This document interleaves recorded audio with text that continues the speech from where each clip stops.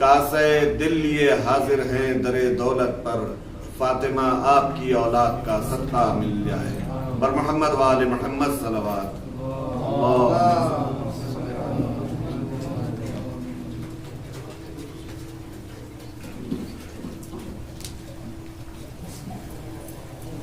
اللهم صل على محمد وآل محمد وعجل فرجهم۔ فاتحہ۔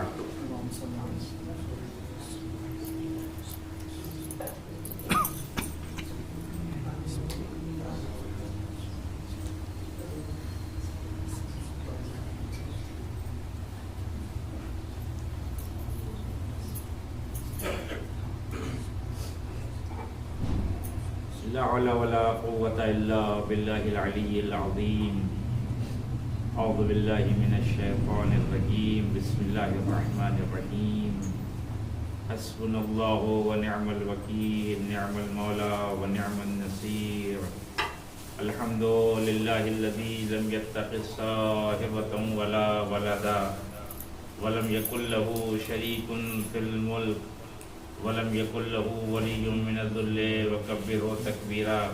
الصلاة والسلام على سيدنا ومولانا بالقاسم محمد، اللهم صل على محمد وآل محمد وعلى الطيبين الطاهرين المعصومين المظلومين، ولعنة الله على أعدائهم أجمعين۔ اما بعد فقد قال الله الحكيم في كتابه الكريم وهو أصدق الصادقين۔ بسم الله الرحمن الرحيم۔ يا أيها الإنسان إنك كادح إلى ربك كدحا فملاقيه۔ صلوات على محمد وعلى محمد۔ اللهم صل على محمد وآل محمد وعجل فرجهم۔ افضل سے گزارش ایک بار سورہ حمد اور 3 بار سورہ توحید کی تلاوت فرما کر مرحوم و مغفور سید امین حسین ابن مصطفیٰ حسین کی روح کو عیسیٰ فرما دیں۔ محمد سورہ انشقاق کی آیت نمبر 6 ہے، جس میں پروردگار عالم تمام انسانوں کو خطاب کر کے یہ کہہ رہا ہے۔ قرآن کے جو خطابات ہیں وہ مختلف طریقے کی ہیں، آپ مجھ سے بہتر جانتے ہیں۔ کبھی پروردگار ایمان والوں کو خطاب کرتا ہے، کبھی پروردگار اہل تقوی کو خطاب کرتا ہے، اور کبھی پروردگار عمومی طور پر انسان کو خطاب کرتا ہے، اور ہر خطاب میں اپنی ایک چاشنی اور ایک فلسفہ ہے۔ مثال کے طور پہ اگر آپ خطابات قرآن کو اٹھا کے دیکھیں تو ایک جگہ پہ پروردگار ایمان والوں سے کہہ رہا ہے، یا ایھا الذین آمنوا آمنوا، اے ایمان لانے والوں ایمان لے کے آؤ۔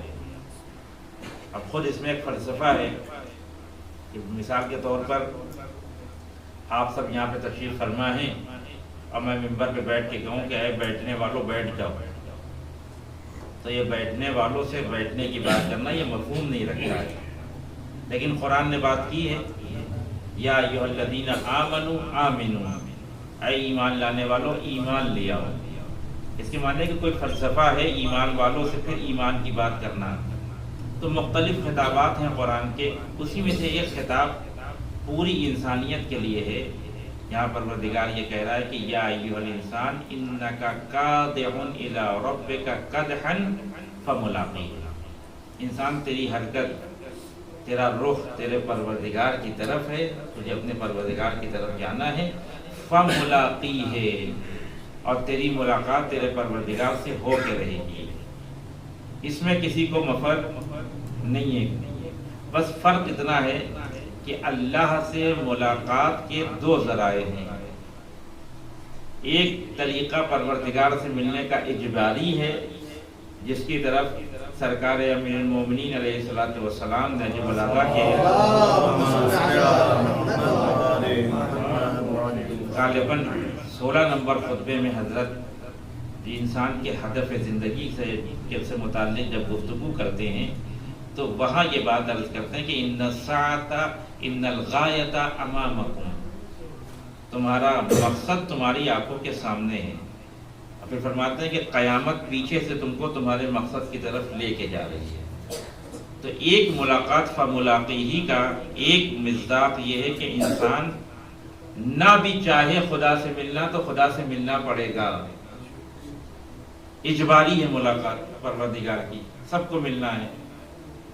اور ایک ملاقات اختیاری ہے، جس ملاقات میں انسان اپنے پروردگار سے اپنے اختیار سے مل رہا ہے اس کے اندر چاشنی اور شیرینی بہت زیادہ ہے، کیونکہ بندہ اپنی آمادگی کے ساتھ اپنے پروردگار کی بارگاہ میں جا رہا ہے۔ وہ ملاقات جو اپنے اختیار سے ہو رہی ہے اور وہ ملاقات جو اجبار کے ساتھ ہو رہی، زمین و آسمان کا فرق ہے۔ اسی لیے روایات معصومین میں آپ اٹھا کے دیکھیں کہ حاسبوا قبل ان تحاسبوا، اس سے پہلے کہ تمہارا حساب کیا جائے اپنا حساب و کتاب خود کر لو، یعنی اس سے پہلے کہ تمہیں پروردگار کی بارگاہ میں لے کے جایا جائے، ملک الموت آ جائے، تم خود جانے کے لیے تیار رہو۔ جب انسان خود آمادہ ہوتا ہے کسی مرحلے کی طرف جانے کے لیے تو اپنے سارے اسباب زندگی کو فراہم کرتا ہے۔ دو تین ضروری باتیں ہیں، اسی سلسلے میں اس آیت کی میں نے تلاوت کی ہے کہ پروردگار عالم صاف طور پہ یہ کہہ رہا ہے کہ انسان کا رخ پروردگار کی طرف ہے، فملاقی ہے، ملاقات تو ہونا ہی ہے پروردگار عالم سے، اس سے کسی کو مفر نہیں ہے۔ اب مسئلہ یہ ہے کہ انسان کو طے کرنا ہے کہ پروردگار سے ملاقات وجہ جمال سے کرنا ہے یا وجہ جلال سے کرنا ہے۔ یہ انسان کے اوپر ہے، اس کے اپنے عمل کے اوپر ہے، اس کی اپنی تربیت کے اوپر ہے، اپنے سلیقہ زندگی کے اوپر ہے۔ بالآخر پروردگار سے ہر کسی کو جا کے ملنا ہے، فملاقی ہے پروردگار سے۔ اور جب تک انسان کی زندگی میں، یہاں سے یہ گفتگو شروع ہو رہی ہے، جب تک انسان کی زندگی میں مرحلہ انقطاع پیدا نہ ہو جائے انسان اپنے پروردگار سے نہیں مل سکتا۔ اس دن جو میں نے مجلس پڑھی تھی صرف اشارہ کیا تھا انقطاع کی طرف کہ ایک مرحلہ ہے، مرحلہ انقطاع۔ مناجات شعبانیہ میں سرکار امیر المومنین نے جو مناجات میں باتیں ارشاد فرمائی ہیں، اور ایک لطف ہے اس میں، ایک ترتیب ہے ان باتوں کے اندر، ایک بات دوسرے بات سے ملتی ہے، بے ترتیب باتیں نہیں ہیں، آپ مجھ سے بہتر ان سارے مطالب کے اوپر احاطہ رکھتے ہیں۔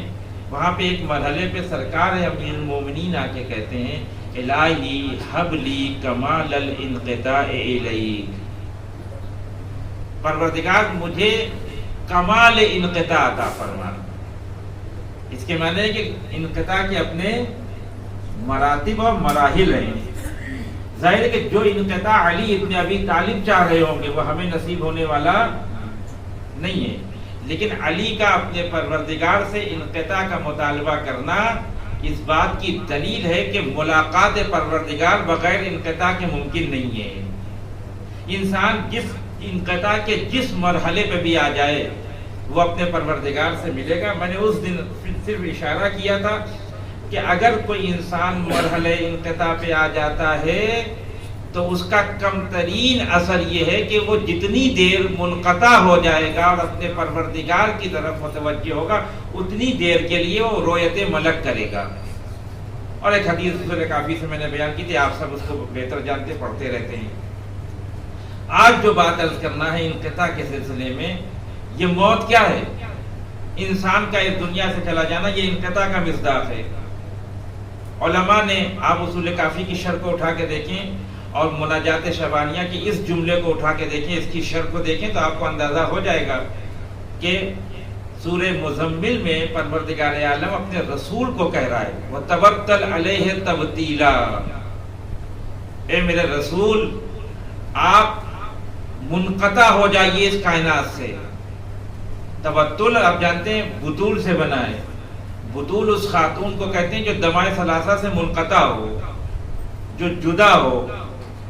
باب تفاعل میں جائے گا تبتل ہو جائے گا، باب تفعیل میں جائے گا تبدیل ہو جائے گا، لیکن ایک بہت لطیف فرق ہے۔ باب تفاعل میں جب ہوگا تو سختی کے معنی دے گا، سخت مشکل ہوتا ہے انسان کا کسی چیز سے منقطع ہو جانا، لیکن جب یہ باب تفعیل میں چلا جائے، تبدیل بن جائے تو تدریج کے معنی دیتا ہے، تدریجاً کسی چیز کو حاصل کرنا آسان ہو جاتا ہے۔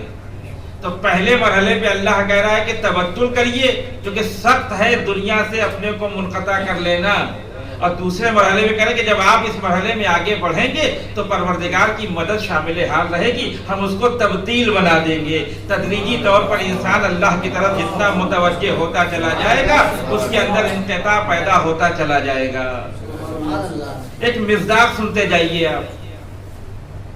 امام امیر علی بن طالب کے ایک شاگرد ہیں اور صحابی بھی ہیں، ابو دوال اسودی۔ ابو دوال اسودی کا بیان ہے کہ یہ دنیا بہت خطرناک چیز ہے، آپ مجھ سے بہتر جانتے ہیں۔ اب تو یہاں پہ مجلس سے پڑھنا ہوتا ہے تو مجلس میں یہ سارے مطالب، ورنہ آپ مجھ سے بہتر یہ سارے مطالب جانتے ہیں، میں کوئی ایک نئی بات آپ کے لیے نہیں پڑھ رہا ہوں۔ یہ دنیا بہت خطرناک چیز ہے۔ مرحوم محمد تقی جعفری جنہوں نے نہج البلاغہ کی شرح لکھی ہے، 35 جلدوں پہ مشتمل ہے وہ شرح، اور صرف خطبات بھی تمام نہیں ہوئے، زندگی نے وفا نہیں کی ان کے ساتھ۔ وہ کہتے تھے، انہوں نے مولانا روم کی مثنوی کی شرح لکھی ہے، شرح لکھنے کے بعد، مثنوی کی شرح لکھنے کے بعد پشیمان ہوئے اور کہنے کہ کاش ہم نے نہج البلاغہ کی شرح لکھی ہوتی، اور جب متوجہ ہوئے امام کے اس کلام کی طرف تو شروع کر دیا شرح نہج البلاغہ لکھنا۔ ابھی ہے بازار میں 35 جلدوں میں وہ، تو 35 جلدیں لکھی تھی اور خطبات بھی تمام نہیں ہوئے، دنیا سے چلے گئے۔ محمد تقی جعفری، علامہ تقی جعفری فرماتے، بہت بڑی شخصیت ہے عالم تشیع کی، ابن سینا کہا جاتا تھا ان کو اپنے زمانے کا۔ کہتے ہیں کہ اگر آپ نہج البلاغہ کو اٹھا کے پڑھیں تو آپ کو اندازہ ہو جائے گا کہ جتنا ذلیل نہج البلاغہ میں امام امیر المومنین نے دنیا کو کیا کسی کو نہیں کیا، یعنی بالکل انقطاع اللہ ہو گیا مرحلہ دنیا سے۔ تم ابو دوال اسودی کہتے ہیں کہ جب طلحہ اور زبیر نے بصرے کے اوپر چڑھائی کی ہے، اپنا لشکر لے کے مدینے سے نکلے ہیں، رسول کی بیوی بعد میں آئی ہے، یہ دونوں پہلے گئے ہیں، آئے امیر مومنین کے پاس اجازت لینے کے لیے کہ ہم عمرہ کرنے کے لیے جا رہے ہیں۔ امیر مومنین نے کہا کہ ہم کو پتا ہے کہ تم کہاں جا رہے ہو، ہماری تمہاری ملاقات ہوگی انشاءاللہ، اور ہوئی ملاقات۔ ابو دوال اسودی کا بیان یہ ہے کہ جب یہ دونوں اپنے لشکر کے ساتھ بصرے میں وارد ہوئے تو بصرے میں جو علی ابن ابی طالب کا والد تھا اس کو وہاں سے نکال دیا انہوں نے، ان دونوں نے، اور کہنے لگے کہ جب یہ دونوں بیت المال میں داخل ہوئے تو میں ان کے ساتھ تھا، میں نے اپنی آنکھوں سے دیکھا کہ یہ دونوں جب بیت المال میں داخل ہوئے تو ان کی آنکھیں خیرہ ہو گئی، ایک دم ہر طرف اشرفی، درہم و دینار، ایک دوسرے کو دیکھ کے ایک دم سے کچھ سمجھ میں نہیں آ رہا تھا ان کی اتنی دولت کریں گے تو کیا کریں گے، اور پھر ایک دوسرے سے کہہ رہے تھے یہ وہی دولت ہے جس کا وعدہ پروردگار نے ہم سے کیا تھا۔ دیکھیے ایک منزل یہ ہے کہ جہاں بیت المال مل جائے تو آنکھیں خیرہ ہو جائیں، اور یہی ابو دوال اسودی کہتے ہیں کہ جب جنگ ختم ہو گئی اور بصرے میں امیر مومنین نے کامیابی حاصل کر لی اور امیر مومنین اس بیت المال میں داخل ہوئے، تو اس وقت بھی میں امیر مومنین کے ساتھ تھا۔ اس وقت جب امیر مومنین نے بیت المال میں قدم رکھا تو کہا اے درہم و دینار تو ہم کو دھوکہ نہیں دے سکتی۔ ایک کردار وہ ہے، ایک کردار یہ ہے۔ تو جب انسان مرحلے انقطاع پہ آ جائے تو درہم و دینار کوئی حیثیت نہیں رکھتا۔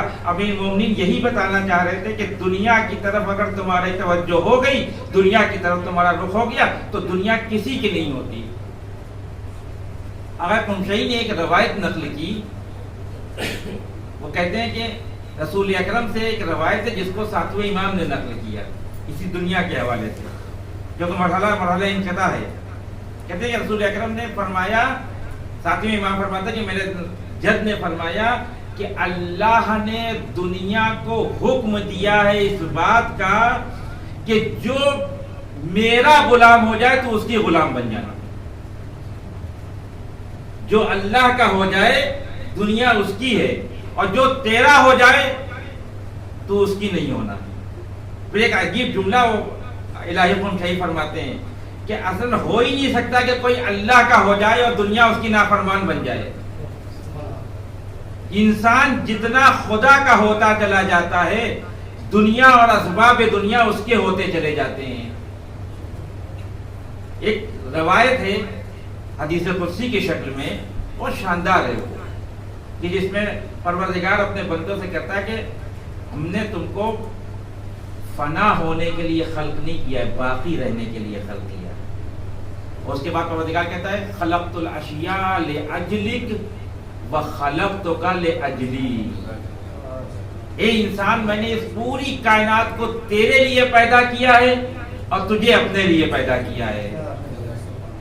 یہ حدیث قدسی کا مفہوم ہے کہ اس پورے کائنات کے اسباب کو تمہارے انسان کے لیے پیدا کیا اور انسان کو اپنے لیے پیدا کیا، اور اسی بات کو قرآن نے بھی کہا ہے سخر لکم ما فی السماوات و ما فی الارض۔ یہ سخرہ کے معنی کیا ہے؟ ہم نے تسخیر کر دیا اس کائنات کے نظام کو تمہارے لیے، لیکن ہم تو دیکھتے ہیں کہ ہمارے لیے تو کوئی بھی چیز تسخیر نہیں ہے۔ ہم اس بات کا انتظار کرتے ہیں کہ سورج ڈوبے تو ہم فلاں کام کریں، سورج طلوع کرے تو فلاں کام کریں، لیکن ہم نے اسی کائنات میں کچھ ایسے بندے دیکھے جن کے اختیارات اتنے زیادہ ہیں کہ اگر سورج ڈوب رہا ہے تو پلٹا رہے ہیں۔ ہم ان پتھروں کے، ان سونے چاندی کے اتنے محتاج ہیں، کبھی ان سے کہتے ہیں کہ لا کے دے دیجئے، کبھی ان سے کہتے ہیں کہ لا کے دے دیجئے، پوری زندگی محنت کرتے رہتے ہیں کہ ہمارا خزانہ بڑھ جائے، لیکن ہم نے ایک انسان کو ایسا بھی دیکھا کہ جو دسترخوان الہی سے اٹھا، اس نے ہاتھ دھویا تو ہاتھ کا دھون زمرد بن گیا، موتی بن گیا، یاقوت بن گیا، فیروزہ بن گیا۔ تو یہ دو لوگوں کے درمیان، عمل کے درمیان میں اتنا فرق کہاں سے آ گیا کہ ایک انسان ہاتھ دھوئے تو پانی گندا ہو جائے، دوسرا ہاتھ دھوئے کھانا کھانے کے بعد تو وہ زمرد بن جائے۔ کہ بس فرق پہچانو، تم نے پہلے جملے کو لے لیا خلقت الاشیاء لاجلک، اے انسان میں نے اس پوری کائنات کو تیرے لیے پیدا کیا ہے، لیکن دوسرے جملے کو تو بھول گئے وخلقتک لاجلی، اور تجھے اپنے لیے پیدا کیا ہے۔ جتنا تو میرا ہوتا چلا جائے گا کائنات تیری ہوتی چلی جائے گی۔ ایک صلوات پڑھ محمد والے محمد۔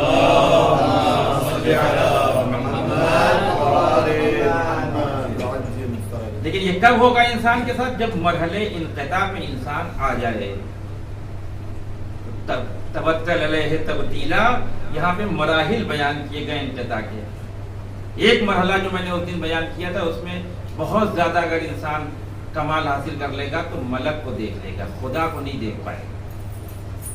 لیکن اگر انسان واقع مرحلے انقطاع پہ اتر جائے، اب یہاں پہ دو تین باتیں ہیں جو انقطاع سے متعلق ہے، وہ بات بیان کر کے میں بات کو ختم کروں۔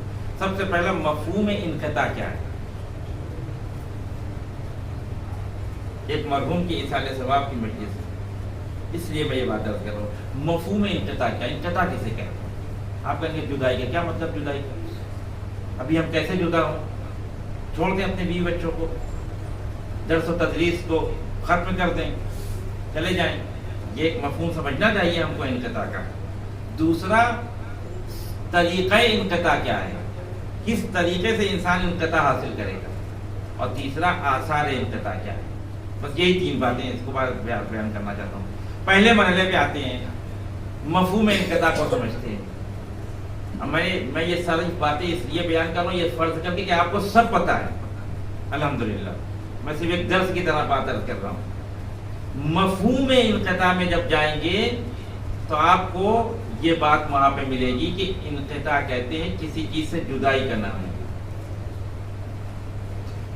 اب میں اتنی دیر سے آپ سے کہہ رہا ہوں کہ انقطاع پیدا کرے کدھر؟ اللہ کی طرف، انقطاع اللہ کی طرف۔ یہ سارے کاروبار چھوڑ دیں گے، کام کاج چھوڑ دیں، چلے جائیں صحرا میں، تنہائی میں جا کر عبادت کریں، جیسے وہ عبادت کر رہا تھا رسول کافی مجھے حدیث بیان کی تھی نا۔ یہ اشتباہ ہے، مفہوم کا اشتباہ ہے۔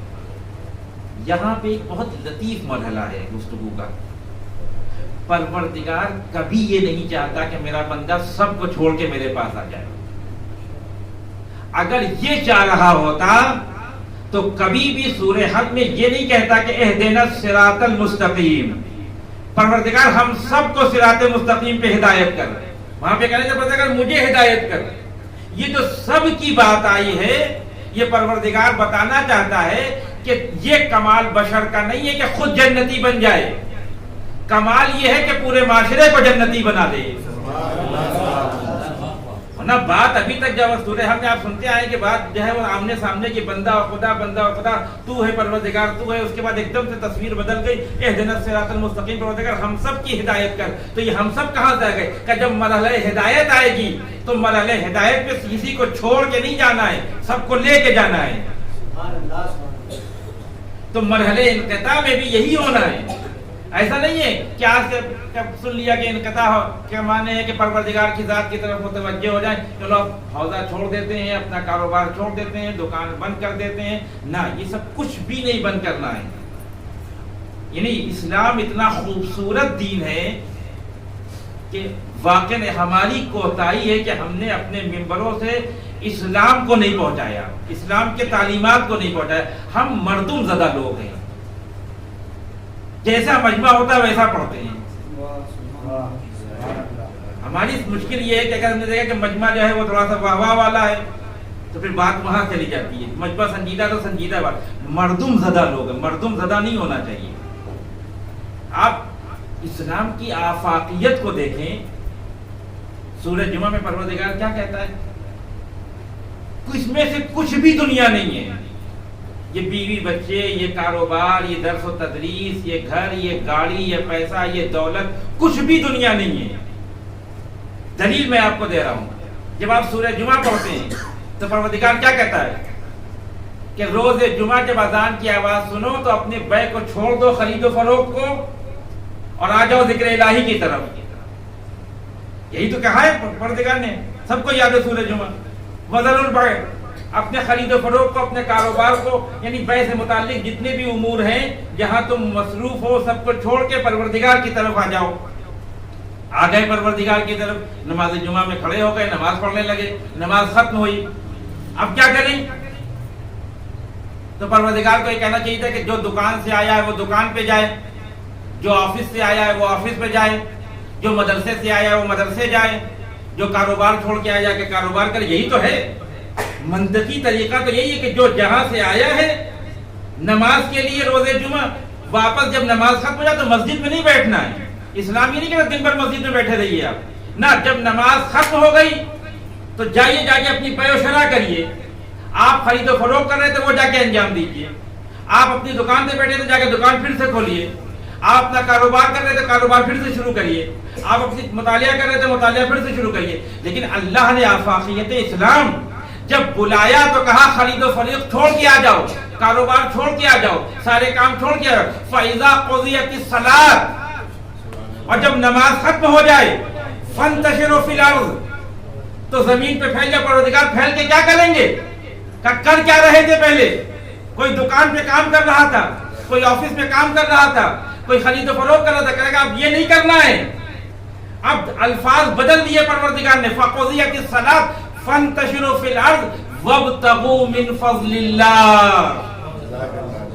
اب زمین پہ جاؤ اور جا کر اللہ کے فضل کو تلاش کرو. تو یہ اللہ کا فضل ہے کیا؟ پروردگار دکانیں بند کر دیں, بے و شرا ختم کر دیں, آفس بند کر دیں؟ کہ نہیں, وہیں جانا ہے. لیکن جو نماز سے پہلے بے و شرا تھی وہ عبادت پروردگار کے بعد فضل الہی ہے. وَابْتَغُوا مِنْ فَضْلِ اللَّهِ, تم فضل الہی کو تلاش کرو. اب آپ دیکھیں کہ عبادت نے ہمارے پوری زندگی کو فضل الہی میں تبدیل کر دیا. عبادت سے پہلے جو کاروبار دنیا تھا وہ عبادت کے بعد فضل الہی ہو گیا. تو اس کے معنی کہ اس میں سے کوئی بھی چیز ایسی نہیں ہے جو دنیا کہلائے. دنیا کب بنے گی؟ جب نسبت پیدا ہو جائے. اور حدیث عنوان بصری کو پڑھیے گا, وہاں پہ امام صادق علیہ السلام نے اپنے شاگرد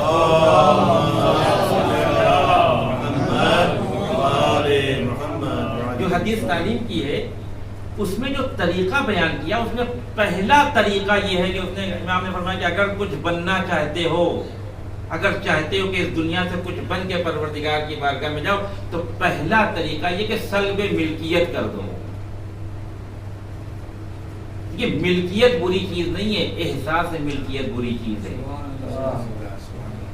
یہ جو احساس پیدا ہو جاتا کہ میرا میرا یہ لفظ میرا دنیا ہے. ورنہ بچے دنیا نہیں ہے, بیوی بچے دنیا نہیں, قتل نہیں. تو معصومین کے پاس بھی تھے, جبکہ معصومین کے پاس کبھی دنیا نہیں ہے. یہی بات عرض کرنا چاہتا ہوں کہ انقطاع کا مطلب یہ نہیں کہ چھوڑ کے چلے. یہ عیسائیت کا تصور ہے. عیسائیت میں آپ اس وقت تک اپنے خدا کی طرف متوجہ ہو نہیں سکتے جب تک دنیا کو ترک نہ کر دیں. اور دنیا کا ترک کرنے کا سب سے بڑا مصداق ہے کہ جس نے شادی نہیں کی وہی خدا تک جا سکتا ہے. کہ جتنے پوپ ہوتے ہیں یہ سب انتہائی نالائق ہیں. آپ ان کی زندگیوں کو جھانکیں، ان کی زندگیوں میں جھانکیں تو تنفر پیدا ہو جائے گا. لیکن انہوں نے شادیاں نہیں کی، کیوں؟ کیونکہ خدا کی طرف متوجہ ہونا چاہتے ہیں. اسلام کہتا ہے یہی تمہارا تصور غلط ہے. اس کائنات میں جو انسان سب سے زیادہ اس کائنات سے منقطع ہوا ہے، دیکھیں فرق پہچانے اسلام کا عیسائیت کا. عیسائیت یہ کہتی ہے جس دن آپ نے شادی کر لی اب آپ کو انقطاع نصیب نہیں ہو سکتا، اب آپ خدا کی طرف نہیں جا سکتے، آپ دنیا میں مبتلا ہو گئے. لیکن اسلام کی آفاقیت کو دیکھیے، وہ انسان کہ جو انقطاع کے مرحلے پہ آ کے خدا کو دیکھ رہا ہو، اس سے جب شادی کے دوسرے دن ان کے سسر نے پوچھا اے علی یہ بتاؤ کہ بیوی کیسی ملی، تو علی نے آواز دی نعم العون علی طاعت اللہ. اب تصور عیسائیت کو دیکھیے، تصور اسلام کو دیکھیے. تصور عیسائیت یہ ہے کہ شادی خدا اور بندے کے درمیان معنی ہے. تصور اسلام یہ ہے کہ یہی ازدواج انسان کو خدا سے قریب کرتا ہے. تو اس کے معنی کہ بیوی بچے دنیا نہیں ہے، ان کو چھوڑ کے نہیں جانا ہے، ان سے الگ نہیں ہونا ہے. یہاں پہ ایک جملہ عرض کرنا چاہتا ہوں. پروردگار نے روز تمرین کروائی ہم کو اور آپ کو، روز مشق کروائی، روز ایکسرسائز کرو. یہ نماز جب پڑھتے ہیں ہم، اور جیسے ہی ہم نے کہا تکبیرۃ الاحرام میں اللہ اکبر، اب اس کے سارے اپنے فلسفے موجود ہیں.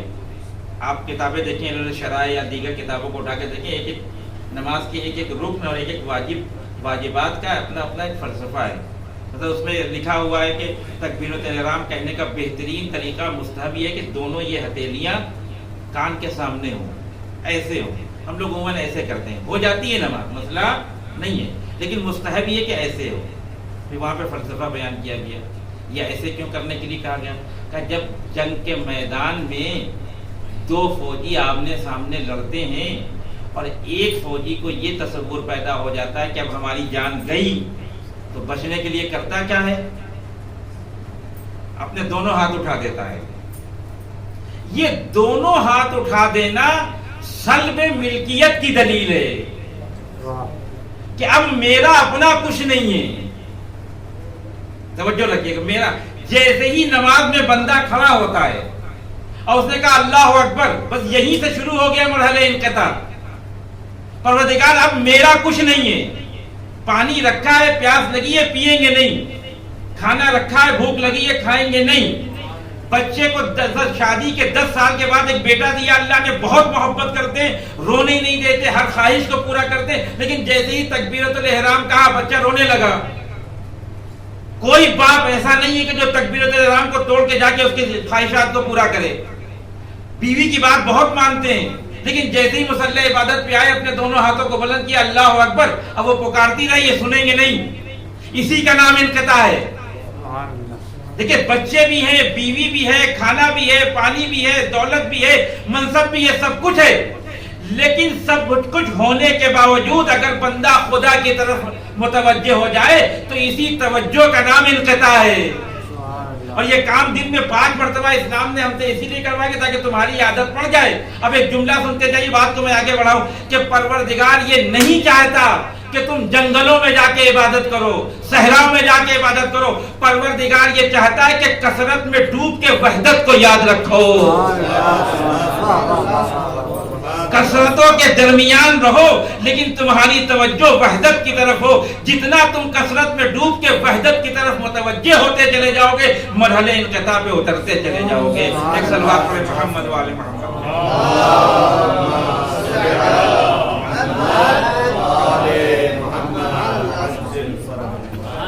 نہیں، اس میں سے کچھ بھی دنیا نہیں ہے. لوگوں نے آگے کہا بھی، بعض لوگوں نے ائمہ کے اوپر اشکال کیا، امام حسن کے اوپر اشکال کیا. ایک منافق نے آ کر کہ اتنا زبردست لباس پہنا ہوا ہے آپ نے، گھوڑا تو آپ کا بڑا قیمتی ہے. حضرت نے کہا کہ جو کچھ ہم کو اس آخرت میں ملنے والا ہے وہ اس سے کہیں بہتر چیز ہے. اب تو جو غربت میں زندگی گزار رہا ہے، پھٹے ہوئے کپڑے پہنے ہوئے ہے، تجھے جو کچھ وہاں ملنے والا ہے یہ اس سے بہتر ہے. امام رضا کے اوپر اشکالات کیے کہ ولی عہدی کو قبول کر لیا، عیش کی زندگی گزرنا. ائمہ نے ایسا کبھی بھی نہیں کیا. اسی کثرت میں رہے، لیکن کثرت میں ڈوب کے ہمیشہ وحدت کو یاد رکھا. اسی کا نام انقطاع ہے، کہیں جانا نہیں ہے. مولانا روم کی مثنوی میں ایک واقعہ مولانا روم نے لکھا، یہ واقعہ میں اس لیے بیان کر رہا ہوں کہ آپ کے لیے مفہوم بالکل واضح ہو جائے گا. ضرور پڑھیں مولانا روم کی مثنوی کو، ضرور پڑھیں. بہت مطالب بہت شاندار بیان کیے ہیں. روایات اور آیات میں جو مطالب ہیں ان کو اشعار کی شکل میں بیان کیے ہیں مولانا روم نے. بہت سے لوگوں نے شرح کی ہے مولانا روم کی مثنوی کی. وہ نقل کرتے ہیں کہ واقعات، بہت سے واقعات ہیں مولانا روم کی مثنوی میں. کہتے ہیں کہ دو بھائی تھے، ایک بڑا تھا چھوٹا، ان کے باپ کے پاس ایک چھوٹی سی دکان تھی. ایک دن ایسا ہوا کہ باپ کا انتقال ہو گیا، دنیا سے چلا گیا باپ. میراث میں فقط ایک دکان بچی، چھوٹی سی جنرل اسٹور ٹائپ کی دکان تھی، اور دو بھائی اور ایک دکان ہے. عموماً ہوتا یہی ہے کہ جب دو بھائی ہوتے ہیں اور ایک دکان ہوتی ہے تو آپس میں جھگڑا ہو جاتا ہے، لیکن ان دونوں بھائیوں میں جھگڑا نہیں ہوا. بڑے بھائی نے چھوٹے بھائی سے کہا کہ اب باپ تو دنیا سے چلا گیا، ایک دکان بچی ہے، تم اس کو لے لو، ہم اس دنیا کے پیچھے نہیں جانا چاہتے، ہم جا رہے ہیں عبادت پروردگار کرنے کے لیے. چھوٹے بھائی بھی خوش ہو گیا کہ چلو بغیر کسی لڑائی جھگڑے کے، بغیر اختلاف کے ہم کو دکان مل گئی باپ کی. چھوٹے بھائی نے دکان سنبھال لی، یہ پوری آبادی چھوڑ کے، سب کو چھوڑ کے چلے گئے جنگل میں، جا کر عبادت کرنے لگے، ریاض و مشق کرنے لگے اور بڑے عبادت گزار بن گئے. زمانہ گزرتا چلا گیا، یہ عبادت کرتے رہے. چھوٹا بھائی اپنی دکان پہ بیٹھا رہا. ایک دن ان کے دل میں خیال آیا کہ اب ہمارے پاس اتنا کمال پیدا ہو گیا. ان کا مولانا روم کے اس میں بیان کرتے ہیں کہ کمال ان کا یہ تھا کہ اپنی عبادت سے انہوں نے جنگل کے سارے خونخوار جانوروں کو اپنے قبضے میں کر لیا تھا. یہ جنگل میں جب، اب یہ تمثیلی واقعہ ہے، بات کو سمجھانے کے لیے، ہوتا نہیں ہے ایسا کہیں دنیا میں کہ اگر ان کو جنگل میں ادھر سے ادھر کہیں جانا ہوتا تو شیر کو بلاتے تھے کہ آؤ تمہارے اوپر بیٹھ کے ہم ادھر جائیں گے، اور اژدہے سے کہتے تھے تم ہمارا عصا بن جاؤ. اور لومڑی اور ہاتھی اور چیتا اور یہ سب اس کے پیچھے پیچھے چل رہے ہیں. تو ان کو ایک دن گمان ہوا کہ اب ہم صاحب کمال ہو گئے ہیں، ہم نے دنیا کو چھوڑ دیا ہے، ہم نے انقطاع اللہ پیدا کر لیا ہے، اب چل کے کم سے کم اس کمال کو دکھائیں تو، بھائی کے پاس جائیں تو کم سے جا کے دیکھیں، میرا بھائی بھی تو دیکھے کہ ہم نے کیا حاصل کیا. تو انہوں نے طے کیا کہ آج ہم جائیں گے شہر میں اور اپنے بھائی کی دکان پہ جا کے اپنے بھائی سے بتائیں گے کہ دیکھو ہم کتنے صاحب کمال ہیں. تو صاحب کمال ہونے اپنے کمال کو دکھانے کے لیے ضروری تھا کہ جتنے جانور تھے ان کو ساتھ میں لیتے. انہوں نے سارے جانوروں کو حکم دیا کہ اب ہمارے ساتھ چلنا ہوگا شہر میں. شیر کے اوپر آ کے بیٹھے، چیتا پر بالکل پہلو میں ہے، لومڑی موجود ہے، ہاتھی موجود ہے، اژدہا موجود ہے، جتنے خطرناک قسم کے جانور ہیں وہ سب پیچھے پیچھے، یہ آگے آگے. اب اگر حقیقت میں یہ واقعہ پیش آ جائے تو شہر کے اندر تو ہنگامہ مچ جائے، لیکن یہ تمثیلی واقعہ ہے صرف انقطاع کو سمجھانے کے لیے کہ انقطاع کیا چیز ہے. اور یہ ایک دم سے دکان پہ آ گئے.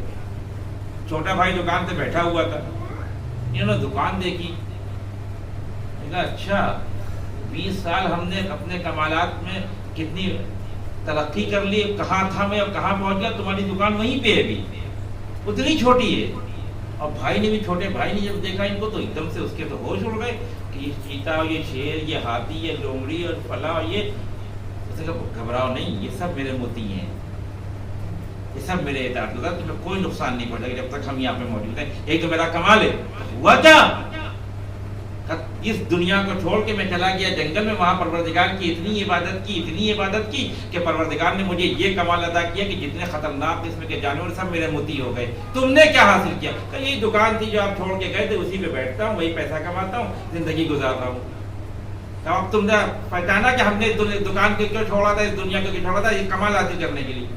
چھوٹا بھائی بڑا زرنگ تھا، اس نے کہا اب آپ آئے ہیں تو آپ کی کچھ پذیرائی کرنا چاہتا ہوں میں.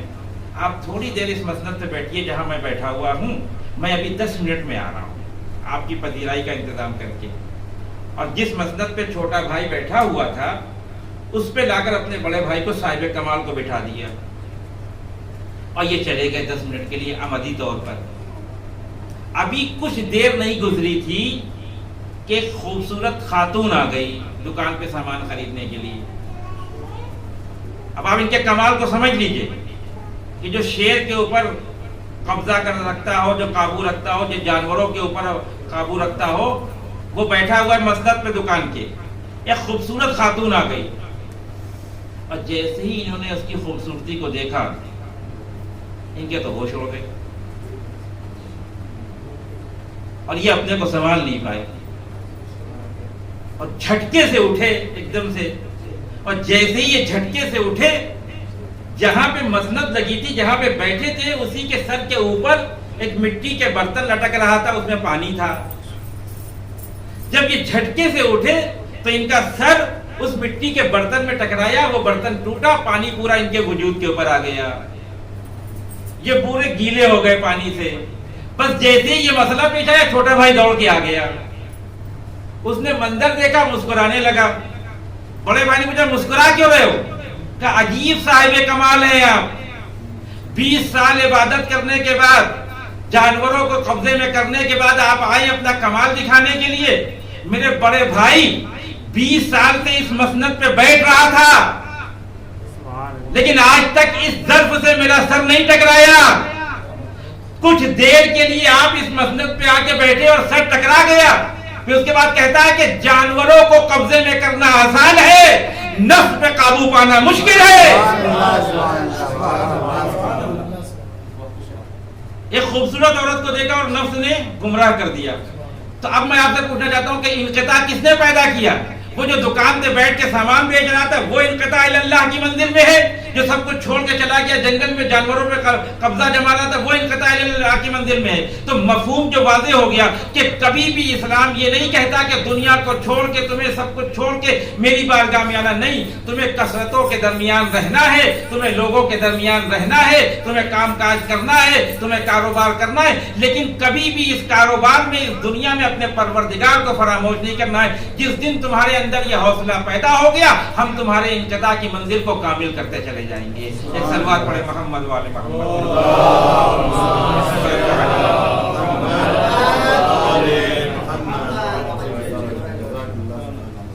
انکا قادح الی ربک قدحا فملاقیہ. اے انسان, تیری حرکت تیرے پروردگار کی طرف ہے, تجھے اپنے پروردگار سے ملاقات کرنا ہوگا, لیکن منزل انقطاع میں ملاقات کرنا. اب یہ جو انقطاع, یہ مفہوم انقطاع, میں اور باتیں بیان کر سکتا تھا, لیکن وقت اتنا نہیں, کیونکہ شب تحصیلی بھی ہے اور آپ کو جانا بھی ہے. میں بات کو ختم کر رہا ہوں. یہ مفہوم انقطاع تھا. رسول کو حکم دیا اللہ نے, وَتَبَتَّلْ عَلَيْهِ تَبْتِيلًا. اے میرے رسول, آپ بھی انقطاع پیدا کریے. امام المومنین فرماتے ہیں الہی حب لی کمال الانقطاع الیک, پروردگار کمال انقطاع. اب یہ کمال انقطاع کیا ہوتا ہے؟ انقطاع کی منزل پہ جب انسان اترتا ہے تو رویت ملک ہوتی ہے, اور جب کمال انقطاع پروردگار کی بارگاہ میں انسان پیدا کرتا ہے تو پھر کمال انقطاع کے بعد ملک کو نہیں دیکھتا. پھر علی کے لیے ملک کو دیکھنا کوئی بڑی بات نہیں ہے, جس کے دروازے پہ روز صبح شام ملک آ رہے ہوں. تو پھر کمال انقطاع کا مرحلہ کیا ہے؟ یہ ذالب یمانی نے آ کے پوچھ لیا امیر المومنین سے, نہج البلاغہ میں ذکر ہے اس کا. ذالب یمانی ایک بہت خاص شاگرد ہیں امیر المومنین کے. جنگ صفین میں بڑا کلیدی کردار رہا ہے ذالب یمانی کا, لوگوں کو علی بن ابی طالب کی طرف متوجہ کرنے کے لیے. ذالب یمانی نے آ کے حضرت سے پوچھا, مولا یہ بتائیے کہ جس خدا کی آپ عبادت کرتے ہیں اس کو کبھی دیکھا ہے؟ تو آپ نے کیا سنا ہے کہ علی بن ابی طالب نے کیا کہا, علی اس خدا کی عبادت کرتا ہی نہیں جسے دیکھا نہ ہو. کیونکہ علی کمال انقطاع کی منزل پہ ہے. انقطاع آنے کے بعد رویت ملک ہوتی ہے, کمال انقطاع کے بعد رویت پروردگار ہوتی ہے. اسی لیے علی فرماتے ہیں کہ میں کسی چیز کو نہیں دیکھتا مگر ہر چیز سے پہلے خدا کو دیکھتا ہوں, ہر چیز کے ساتھ خدا کو دیکھتا ہوں, ہر چیز کے بعد خدا کو دیکھتا ہوں. جہاں انسان کمال انقطاع پہ اس منزل پہ پہنچ جائے, اسے کائنات کی ہر شے میں پروردگار کی ذات نظر آ رہی ہے. ظالب اٹھ کے جانے لگے, علی بن ابی طالب نے روکا, ظالب بات کو پورے سن کے جانا, ایسا نہ ہو کسی کے سے کوئی غلط مطلب بیان کر دینا کہ مولا آپ کیا بچایا, آپ نے تو کہہ دیا کہ میں اللہ کو دیکھتا ہوں. کہا میں نے ابھی بات کو مکمل نہیں کیا ہے. یہ نہ سمجھنا کہ خدا کو ان مادی آنکھوں سے دیکھا جا سکتا ہے, خدا کو روحانی اور دل کی آنکھوں سے دیکھا جاتا ہے. اگر دل صاف ستھرا ہے, اگر دل پاک و پاکیزہ ہے اور دل پروردگار کی طرف متوجہ ہے, تو کبھی نہ کبھی پروردگار اپنی ذات کو اپنے بندے کے سامنے آشکار کرے گا. لہذا سرکار امام حسین علیہ السلام فرماتے امیت عین لا تراک, اندھی ہو جائیں وہ آنکھیں جو تجھے نہیں دیکھ رہی ہیں. پروردگار تجھ سے زیادہ وجود کس کا ظاہر ہے جسے تلاش کیا جائے. یہ مرحلہ انقطاع. یہ انقطاع حاصل کیسے ہوتا ہے؟ انقطاع کبھی مرض کے ذریعے حاصل ہوتا ہے. انسان کو مرض لاحق ہو جائے انقطاع حاصل ہو جاتا ہے. نیند کے ذریعے انقطاع حاصل ہوتا ہے. اور ایک طریقہ انقطاع کا موت ہے. جب موت آتی ہے تو انسان بالکل منقطع ہو جاتا ہے دنیا سے, پھر اپنے پروردگار کی بارگاہ کی طرف بڑھ جاتا ہے. یہ وہ مرحلہ سخت ترین مرحلہ ہے. اگر میں وہ وقت ہوتا تو میں آپ کی خدمت میں عرض کرتا کہ یہ فشار قبر کیا ہے, انسان کیوں اتنا ڈرتا ہے فشار قبر سے. یہ انقطاع کا مرحلہ ہے. جنہیں دنیا سے محبت نہیں ان کو فشار قبر کی کوئی مشکل پیش نہیں آتی. تو انقطاع کا سب سے خطرناک مرحلہ یہ کہ جب انسان اس دنیا سے منقطع ہو رہا ہوتا ہے, اپنے پروردگار کی بارگاہ میں جا رہا ہوتا ہے, جب موت آتی ہے. اور موت اگر کسی کے باپ کو آ جائے, رشتوں کی یہ دنیا بڑی نازک دنیا ہے, کسی کا باپ بھی دنیا سے چلا جائے درد تو ہوگا ہی. لیکن اگر مرحلہ یہ پیش آئے کہ بیٹا عالم غربت میں ہو اور باپ دنیا سے چلا جائے, تو ایک سخت مرحلہ ہے انسان کے اوپر, بیٹے کے اوپر. کیا کرے, ہاتھ مل کے رہ جاتا ہے. اے کاش ہم اپنے باپ کے قریب ہوتے تو کم سے کم کفن اور غسل و کفن کا اہتمام تو کرتے. لیکن میں اپنے برادر عزیز کو بس اتنی تسلی دے سکتا ہوں کہ آپ عالم غربت میں ہیں, باپ بہت دور وطن میں جا کے دنیا سے گیا ہے, لیکن کم سے کم آپ کو اتنا تو یقین ہو گیا کہ لوگ آ گئے غسل و کفن کے لیے. لیکن ایک باپ ہے جو عصر عاشور ایک بیٹے کے سرانے کھڑا ہوا ہے. سرکار سید الشہداء اس مرحلے رخصت آخر میں جب سید سجاد کے پاس آئے, ایک بیٹا ہے جو غش کے عالم میں ہے, ایک باپ ہے جو زخموں سے چور ہے. اور جب جناب امام سجاد کی آنکھ کھلی تو دیکھا کہ کوئی ایک انسان ہے جو زخموں سے چور کھڑا ہے. کا کون؟ کہا میرے لال تم نے پہچانا نہیں, میں تمہارا باپ حسین ابن علی ہوں. کیا کوئی بیٹا اپنے باپ کو نہیں پہچانتا؟ لیکن عزیزو زخم جسم پہ اتنے زخم لگے تھے سرکار سید الشہداء کے کہ سید سجاد پہچان نہ پائے. ایک دفعہ اٹھنے کی کوشش کی, بابا میں بھی آپ کے اوپر جان قربان کرنا چاہتا ہوں. دنیا کا کون ایسا بیٹا ہے جو اپنے باپ کو مصیبت کے عالم میں دیکھے اور مدد کے لیے آمادہ نہ ہو. لیکن حسین نے سید سجاد کو یہ کہہ کے روک دیا, اے میرے لال, میرے بعد کی منزل بڑی سخت منزل ہے. اے سید سجاد, تمہیں اس کارواں کو کوفہ و شام تک لے کے جانا ہے. اے سید سجاد, امامت کے فرائض تمہیں انجام دینا ہے.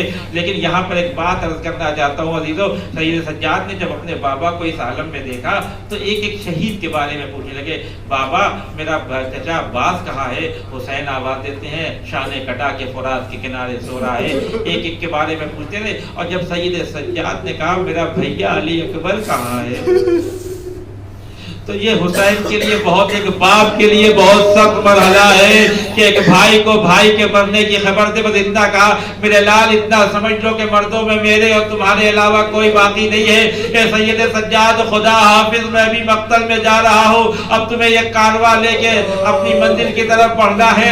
پھر میں عرض کروں گا اپنے برادر عزیز سے کہ آپ کے بابا کو غسل و کفن تو دیا گیا, دفن تو کیا گیا, آپ عالم غربت میں ہیں, لیکن اتنے چاہنے والے آگے تسلی دینے کے لیے.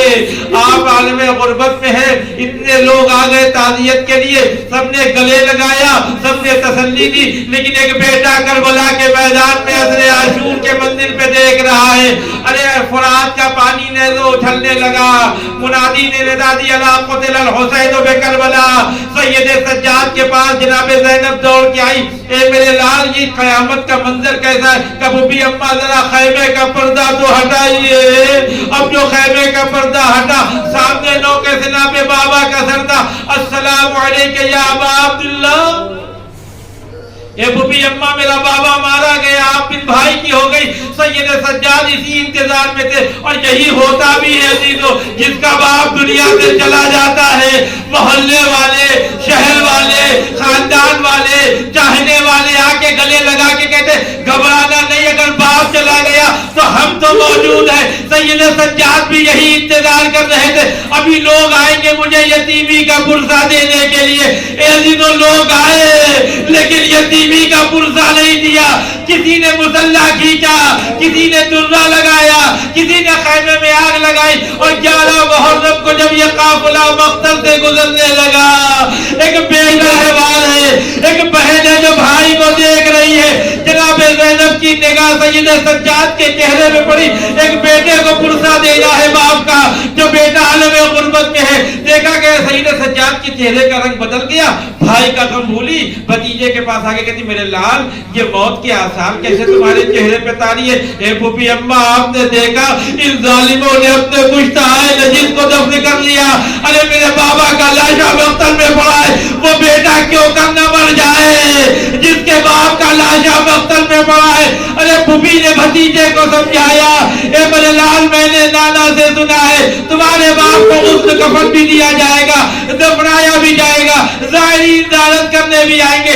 ارے ایک بیٹا عالم غربت میں ہے, باپ کو دفنا دیا گیا, لیکن ایک بیٹا کربلا کے میدان میں کھڑا ہوا بابا کے لاشے کو دیکھ رہا ہے. پھوپھی نے بھتیجے کو سمجھا دیا, لیکن مدینے کا رخ کر کے کہتی ہے اے نانا آپ کی نماز جنازہ ملائکہ آسمان نے پڑھائی, یہ آپ کا نواسا جلتی ہوئی ریت پہ پڑا ہے, کوئی کہنے والا نہیں یہ نبی کا نواسا ہے, اسے بھی غسل کفن دے دو. انا للہ و انا الیہ راجعون. پروردگار سے یہ واسطہ محمد وال محمد کر ہماری اس مختصر سے ادا کو تو قبول فرما, جو لوگ مخلوق ان کے قرضوں کو دور فرما, جو لوگ حج ذات کو مشتاق ان کو حج ذات سے مشرف فرما. علماء کرام مراج کرام انقلاب اسلامی کا سایہ ہمارے سروں پہ باقی ہے. پروردگار ہم سب کو توفیق عنایت فرما کہ ہم انقطاع الی اللہ پیدا کر سکیں. پروردگار تجھے واسطہ محمد وال محمد کا امام زمانہ کے ظہور میں تعجیل فرما, ہم کو ان کے آوان و انصار میں شامل فرما. ربنا وتقبل دعا انک انت السمیع العلیم وتب علینا انک انت التواب الرحیم. مزید ایک بار سورہ حمد اور 3 بار سورہ توحید کی تلاوت فرما کر امین حسین ابن مصطفیٰ حسین کی روح کو احسان فرما.